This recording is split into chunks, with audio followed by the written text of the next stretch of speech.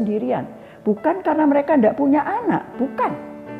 Mereka tadinya punya pasangan, punya anak-anak, tapi pasangan sudah dipanggil pulang dulu. Anak-anak dewasa, masing-masing membangun keluarganya sendiri. Kita tinggal sendirian, kesepian.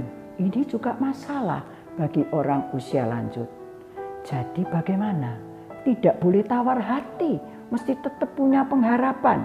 Saya menganalogikan seperti ini. Ya, kita ini seperti naik kereta api, lalu dikasih tahu, kita akan masuk dalam terowongan. Enak enggak kalau masuk terowongan? Enggak enak. Tetapi begitu kita diberitahu masuk terowongan, wah kita duduknya lebih tegap, kita lebih berjaga-jaga, lebih bersiap. Memang selama masuk di dalam terowongan itu enggak enak, karena ya gimana ya, gelap gitu ya, enggak bisa lihat sesuatu yang baik ya.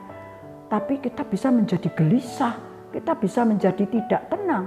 Nah pada saat seperti itu, apakah kita akan keluar dari kereta api? Ya tentu tidak. Kita tetap duduk di situ dengan berjaga-jaga tadi. Dan yang terutama adalah kita memiliki kepercayaan. Kita mengandalkan masinis itu. Kereta api ini nanti pada satu saat pasti keluar dari terowongan dengan baik. Dan sungguh sebentar lagi kereta api keluar, pemandangan berubah, yang gelap menjadi terang, pemandangan indah ada di kiri kanan kita. Begitu sebetulnya menjalani usia lanjut. Karena itu akan ada dua macam orang usia lanjut. Orang usia lanjut yang sungguh-sungguh mengandalkan penciptanya, ya, itu akan menjadi orang usia lanjut yang manis, yang bisa bersyukur, yang tambah tua tambah nerimo, sebab dia punya hubungan yang erat dengan Tuhan pencipta. Dia tahu dia itu dicintai sama Tuhan, tidak pernah dibiarkan sendiri, selalu ditolong. Karena itu dia tidak gelisah menjalani usia lanjut itu. Tapi sebaliknya, kalau ada orang yang tidak punya hubungan pribadi dengan Tuhan pencipta itu dengan baik, dia tidak merasa dicintai oleh Tuhan, tidak merasa diopeni oleh Tuhan.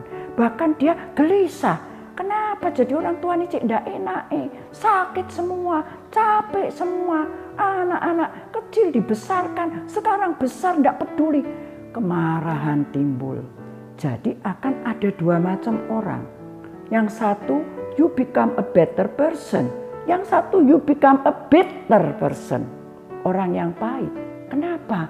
Karena hubungan mereka dengan pencipta itu tadi berbeda. Bapak Ibu Saudara yang saya kasihi, mari kita memeriksa diri kita. Saya ini punya hubungan dengan pencipta yang bagaimana? Kalau selama ini saya merasa Tuhan yang menciptakan saya itu sangat mencintai saya, menerima saya, menjadikan saya anaknya, mengampuni dosa-dosa saya, maka saya bisa dengan legowo menjalani masa tua saya ini. Saya tidak takut karena saya tidak pernah sendiri. Pemazmur itu berdoa, ya Tuhan, janganlah membuang aku kalau aku sudah tua. Janganlah meninggalkan aku kalau kekuatanku habis. Dan pencipta mengatakan, aku dari dulu mencintai kamu. Dari dulu aku itu peduli dengan kamu. Aku ini gendong kamu dan mau terus melakukan itu sampai masa tuamu dan sampai masa putih rambutmu, aku tetap mengasihi kamu. So, my dear friends, brothers and sisters, tidak usah takut menjalani masa tua kalau kita memiliki hubungan pribadi dengan pencipta kita. Dia bapak kita dan kita adalah anaknya. Kalau kita berjalan sendiri, pasti kita takut. Siapa yang kita andalkan dalam masa tua ini selain daripada pencipta kita di dalam Kristus? Karena itu saya undang Bapak Ibu untuk menyanyikan satu pujian ya. Sekarang aku sudah tua, rambutku putih-putih semua. Tetapi Tuhan tetap setia dan mengasihiku. Aku bersyukur, syukur pada Tuhanku. Terima kasih Tuhan untuk kasih-Mu. Bapak Ibu yang saya kasihi, dalam episode yang akan datang kita akan membicarakan satu hal lagi yang mau tidak mau harus kita terima, yaitu kematian.